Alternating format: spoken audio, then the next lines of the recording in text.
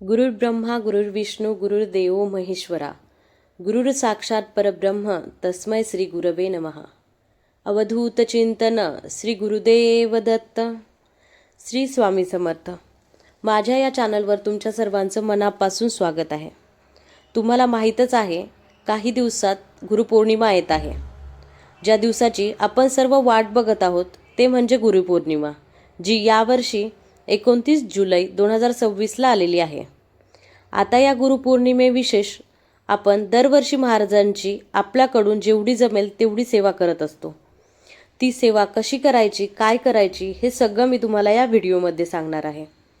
त्या अगोदर तुम्ही चॅनलवर नवीन असाल तर चॅनलला सबस्क्राईब करा। व्हिडिओ स्किप न करता शेवटपर्यंत नक्की बघा। हा गुरुपौर्णिमेचा उत्सव आहे। तो खरा तर कृतज्ञता व्यक्त करण्याचा दिवस असतो। महाराजांप्रती आपली भक्ती, प्रेम, निष्ठा, कारण स्वामी आहेत म्हणून आपण आहोत। आयुष्याची सुरुवात ही स्वामी आहेत आणि शेवटही स्वामीच आहेत। आपण दरवर्षीप्रमाणे 21 दिवसांची स्वामींची सेवा करायची आहे। तर 21 दिवस कधी? 9 जुलै ते 29 जुलैपर्यंत पूर्ण 21 दिवसांचा कालावधी असतो। यात काही कारणांमुळे मागे पुढे झाले तरीही काही हरकत नाही। महत्त्वाचं आहे आपण महाराजांची सेवा करावी। सेवा कशी करायची? तर सेवेमध्ये आपण महाराजांच्या केंद्रात जायचं, मठात जायचं, मंदिरात जायचं। हे काहीच जवळ नसेल तर आपण घरामध्ये महाराजांच्या मूर्तीला विनंती करायची। आपल्याला महाराजांना नारळ आणि खडीसाखर ठेवायची आहे आणि विनंती करायची आहे, महाराज, या गुरुपौर्णिमेच्या काळात मी 21 दिवसांचं स्वामीचरित्र सारामृताचं पारायण करत आहे। तुम्ही माझ्याकडून ते निर्विघ्नपणे पार पडू द्याल, अशी प्रार्थना करा। या सगळ्या सेवेतून आपल्याला गुरुबळ मिळत असतं। 21 दिवस तुम्हाला पारायणासोबत तारक मंत्राचं 11 वेळा जप पठण करायचं आहे, सोबत 11 वेळा जप करायचा आहे। तुम्हाला जमेल तशी सेवा तुम्ही करू शकता।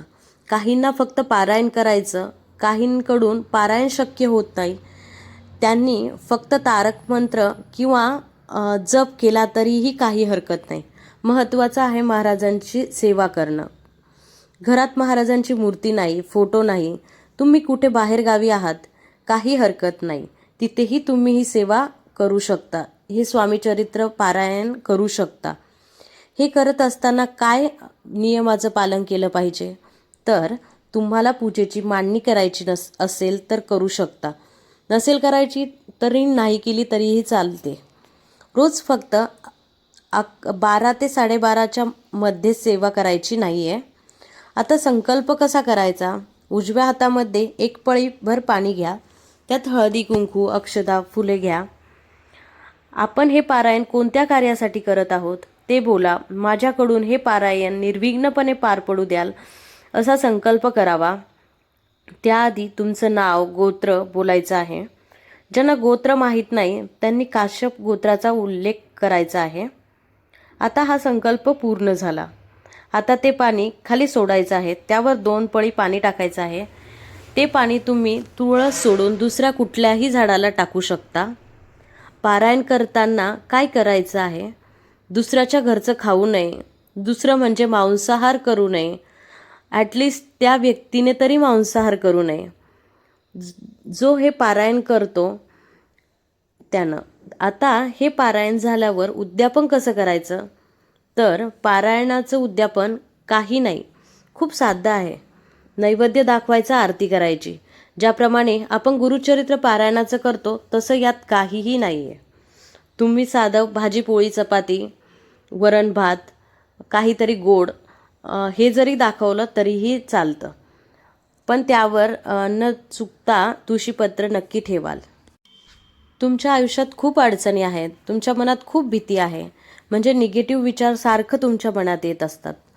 काहीतरी करायचं आहे चांगलं आयुष्यात, मी खूप प्रयत्न करत आहे पण माझ्या प्रयत्नांना यश मिळत नाही, महाराज माझी खूप परीक्षा बघत आहेत, तर त्यावेळी खचून न जाता त्यावेळी कायम मनाला सांगत राहा, महाराज परीक्षा घेतात म्हणजे मी त्यांच्या खूप जवळची आहे।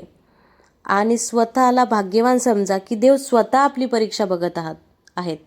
कारण महाराजांना माहीत आहे आपण या सगळ्या अडचणींवर मात करू शकतो, कारण या सगळ्यात स्वामी नेहमी आपल्यासोबत असतात, कोणत्या ना कोणत्या रूपात. तेच या सगळ्यातून मार्ग काढतात. फक्त आपण महाराजांना मनापासून बोलून बघा, महाराज नक्की धावून येतील. आणि कोणत्याही परिस्थितीत महाराजांवर विश्वास ठेवा. परिस्थिती बदलायला वेळ लागत नाही. निस्वार्थपणे स्वामींची सेवा करा. स्वामी न मागता सगळं काही देतील. स्वामी जे देतील ते आपल्यासाठी योग्यच असेल, त्यामुळे त्याचा नमून स्वीकार करायचा आहे. नेहमी स्वामींचे आभार मानायचे आहे की जे काही आहे ते तुमच्यामुळेच आहे स्वामी. आणि हो, महाराज आपल्या भक्तांना नेहमी सांगत असतात, भिवू नकोस, मी तुझ्या पाठीशी आहे. तर आजचा हा व्हिडिओ मी इथेच थांबवते. तुम्हाला व्हिडिओ आवडला असल्यास लाईक, शेअर, सबस्क्राईब करा. कमेंटमध्ये तुमचे छान छान अनुभव नक्की शेअर करा. भेटूयात पुढच्या व्हिडिओमध्ये. तोपर्यंत श्री स्वामी समर्थ.